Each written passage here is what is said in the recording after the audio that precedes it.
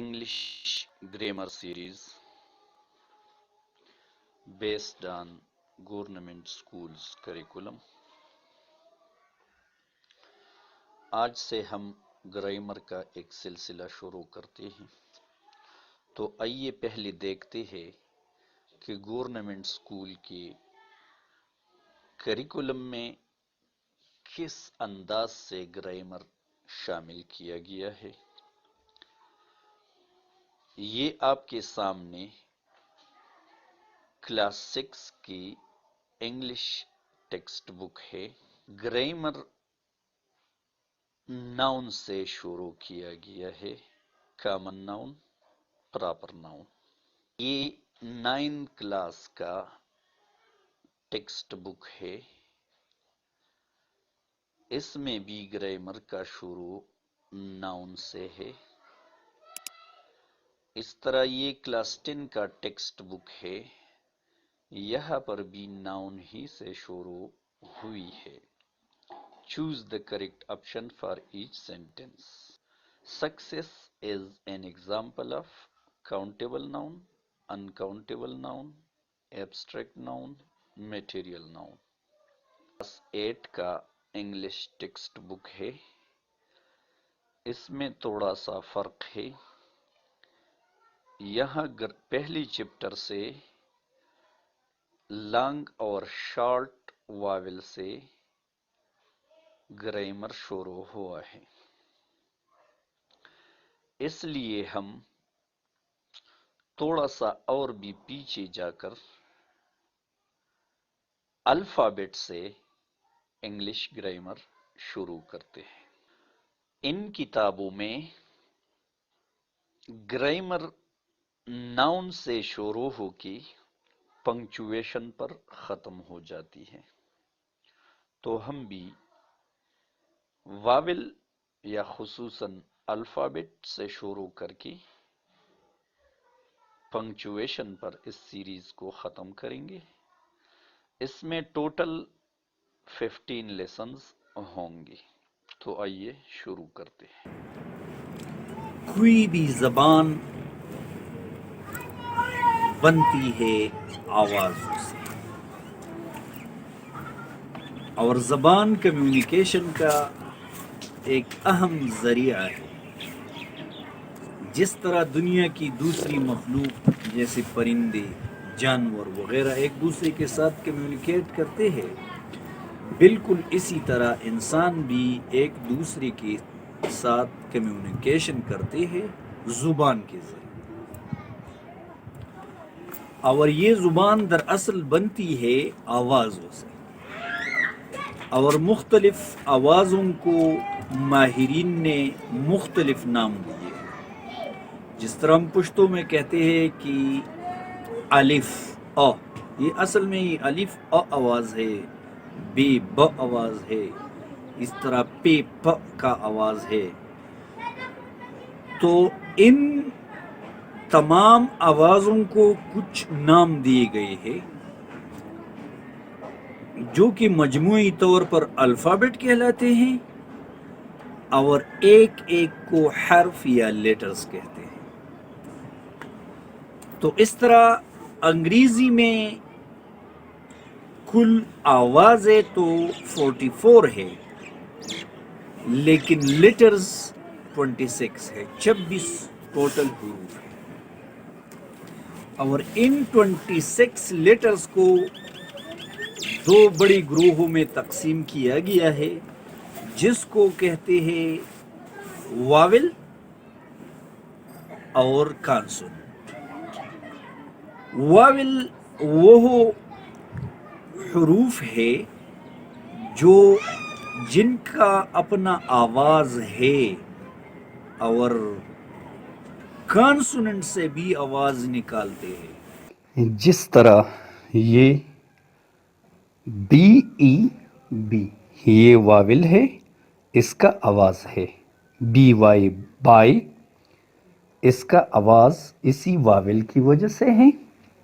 Be a D bed, اس کا آواز اس اے کی وجہ سے ہے، یہ آواز نکالتا ہے ان دونوں سے بی۔ لیکن اگر آپ یہاں دیکھیں تو یہ ہے بی ڈی سی.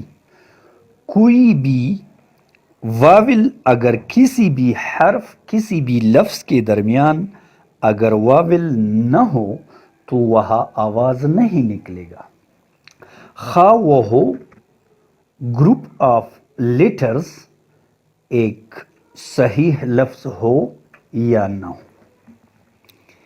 جس طرح بی ای پی وائی، ہم اس کو اگرچہ یہ ایک لفظ نہیں ہے لیکن ہم اس کو پروناؤنس کر سکتے ہیں. کیوں؟ کیونکہ یہاں پر واول ہے، یہاں پر واول ہے، تو ہم اس کو بی پی پروناؤنس کر سکتے ہیں. تاہم کبھی کبھی 2 3 یا 4 تک بھی کانسوننٹ کی آواز ہوتی ہے، جیسے کریزی، سی آر دونوں کانسوننٹ ہے اور اس کا آواز ہے. سپلیش، ایس پی ایل تینوں کانسوننٹ ہے پر اس کا آواز ہے. اس طرح اٹیمپٹس میں ایم پی ٹی ایس 4 کانسوننٹ ہے لیکن ان کا آواز ہے. پروننسیشن میں آواز ظاہر ہوتی ہے، تو یہ یاد رکھیے. اس صورت میں ایسی کانسوننٹ کو کانسوننٹ کلسٹرز کہتے ہیں. پھر واول 2 قسم کے ہیں، long vowel and short vowels. Vowels A E I O U, ان واول سے یہ پتہ نہیں چلتا کہ کون سا واول لانگ ہے اور کون سا واول شارٹ ہے، لیکن لانگ اور شارٹ واول کو سمجھنے کے لیے کسی لفظ کو پروناؤنس کرنا ہوتا ہے. جس طرح یہ لفظ ہے apple, big, egg, ink, pin, nut, but. تو اگر ان کی طرف ہم دیکھیں، اگر پروننسیشن میں اس واول کا آواز زبر، زیر اور پیش کا ہو اور اس کے نام جیسا نہ ہو تو اس کو شارٹ واول کہتے ہیں. ایپل، یہ ایپل نہیں ہے، apple. Big, B E G big زیر کی آواز دیتی ہے. E double G egg, I N K ink, I کا آواز ای زیر ہے. Pin, nut, but, B U T but, N O T نٹ.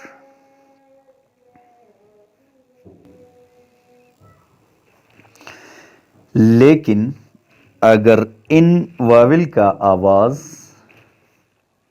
اس کے نام جیسا ہو تو یہ لانگ واول کہلاتے ہیں. جس طرح اے ٹی ای ایٹ، چونکہ اس کا نام بھی اے ہے اور اس میں اس کا آواز بھی اے ہے تو یہ ہو گیا لانگ.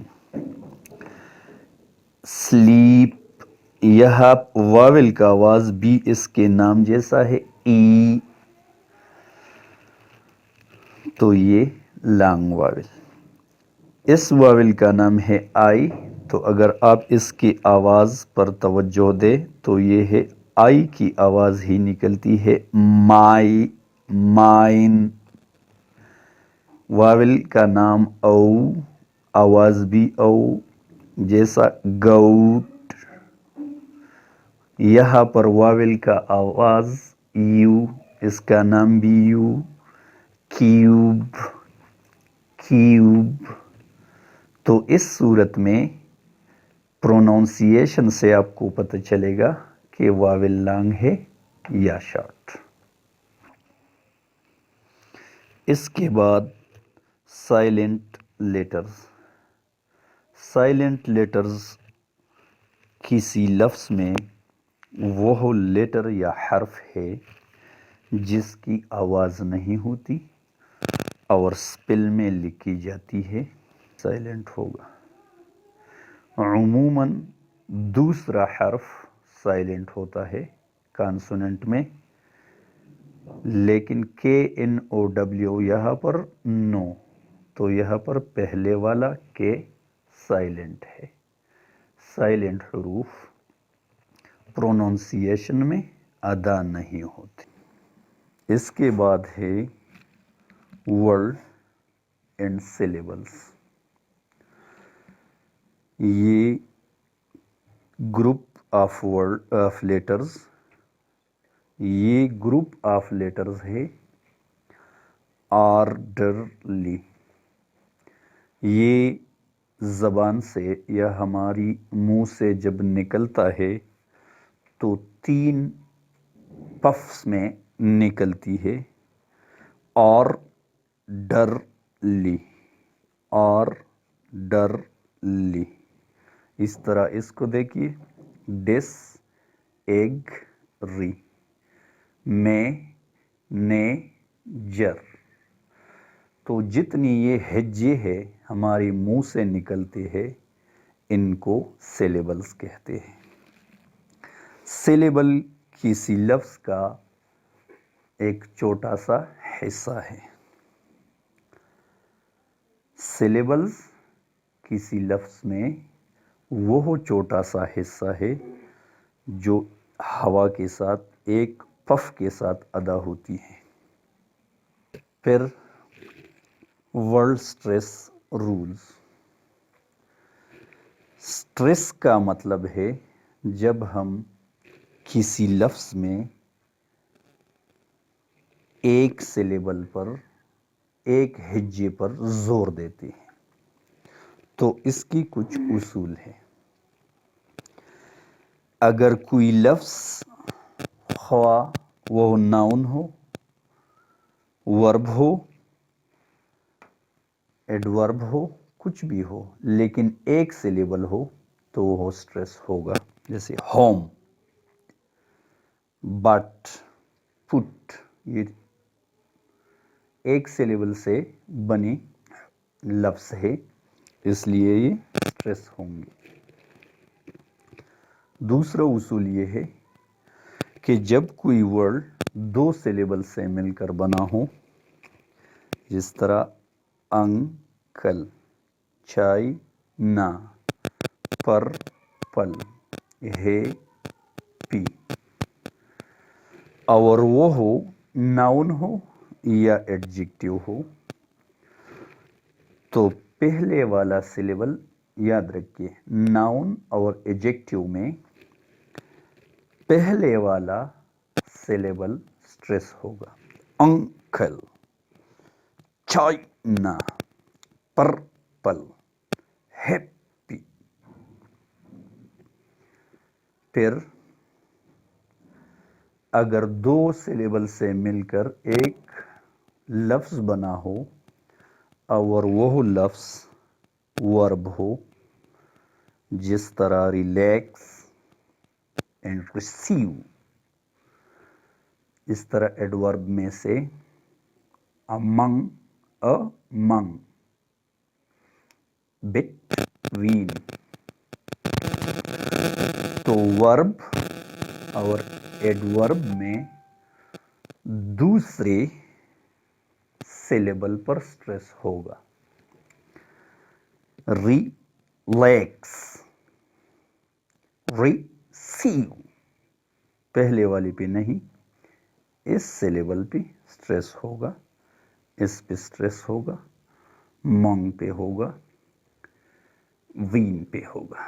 बिट स्ट्रेस खुसूसन नाउन और वर्ब में मानी पे बहुत बड़ा असर डालता है। یہ دونوں ایک جیسے الفاظ ہے، PRESENT، PRESENT۔ اگر ہم اس کو پروناؤنس پہلے پہ سٹریس کرتے ہیں تو یہ پھر ناؤن بن جاتا ہے، اور اگر دوسرے پہ سٹریس کرتے ہیں تو یہ بن جاتا ہے ورب۔ پریزنٹ، پریزنٹ میننگ گفٹ، تحفہ۔ پریزنٹ، پریزنٹ مین آفر، پیش کرنا۔